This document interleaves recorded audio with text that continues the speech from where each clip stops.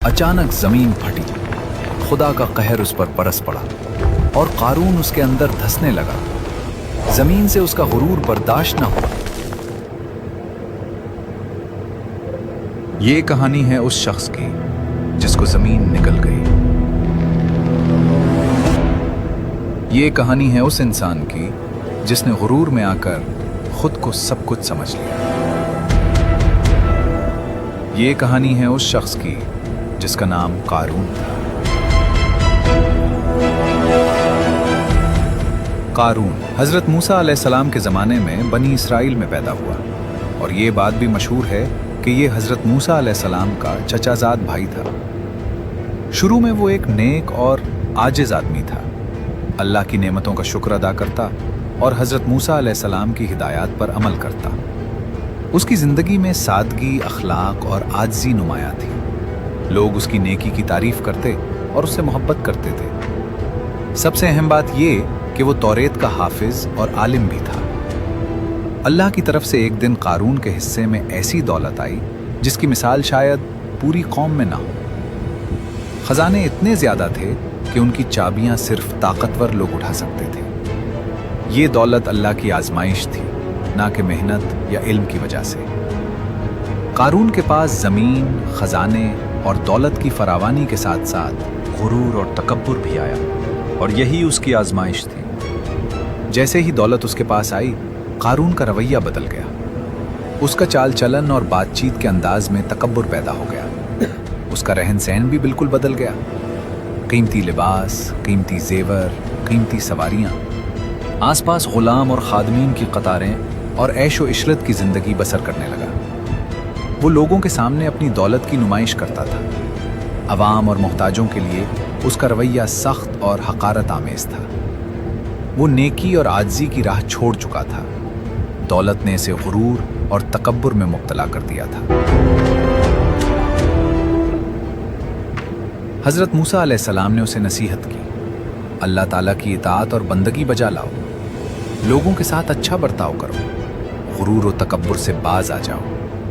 ये दौलत अल्लाह की नेमत है, उसको दूसरों पर भी इस्तेमाल करो, आजिज़ी इख्तियार करो और ज़कात दो। लेकिन कारून ने हजरत मूसा अलैहिस्सलाम की नसीहत को नजरअंदाज किया। वो कहने लगा, ये दौलत मुझे मेरे इल्म की बदौलत हासिल हुई है और मैं इसका हकदार हूं। लिहाजा उसने ज़कात देने और लोगों की मदद करने से इनकार कर दिया और गुरूर के साथ अपनी दौलत पर फख्र करता रहा। कारून के गुरूर और तकब्बुर ने पूरे मुआशरती माहौल को मुतासिर किया, यहाँ तक कि उसकी दौलत ने तमाम लोगों को आजमाइश में डाल दिया।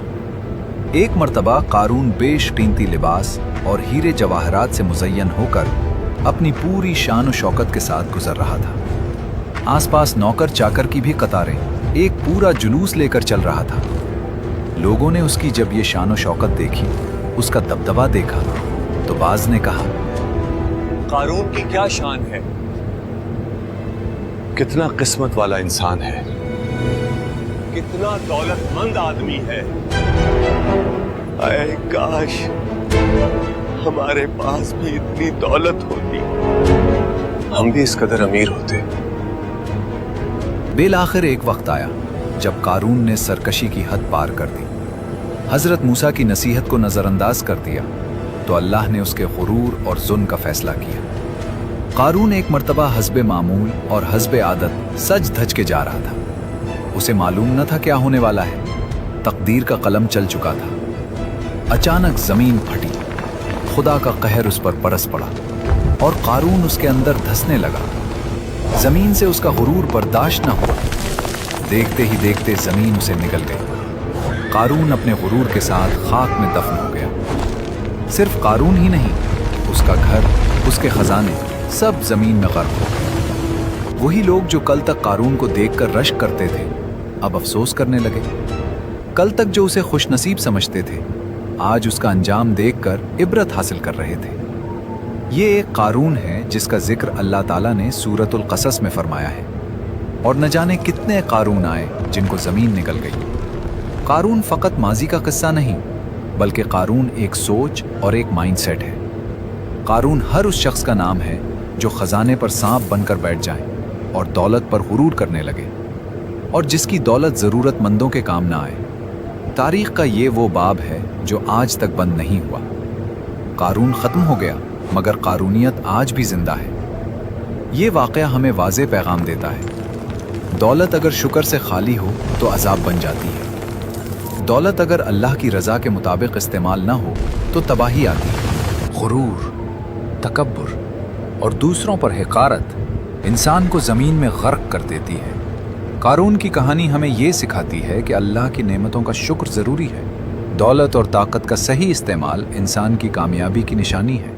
गुरूर और तकब्बुर इंसान को गुमराही और आखिरत की तबाही की तरफ ले जाते हैं। ये था कारून का मुकम्मल ट्रांसफॉर्मेशन। दौलत आने से पहले नेक, आजिज़ और इबादत गुजार, और दौलत आने के बाद तकब्बुर, नाफरमानी और हिर्स। दौलत और गुरूर के नशे में मुब्तला, और आखिरकार अल्लाह की ताकत और इंसाफ ने इसे इबरत का निशान बना दिया।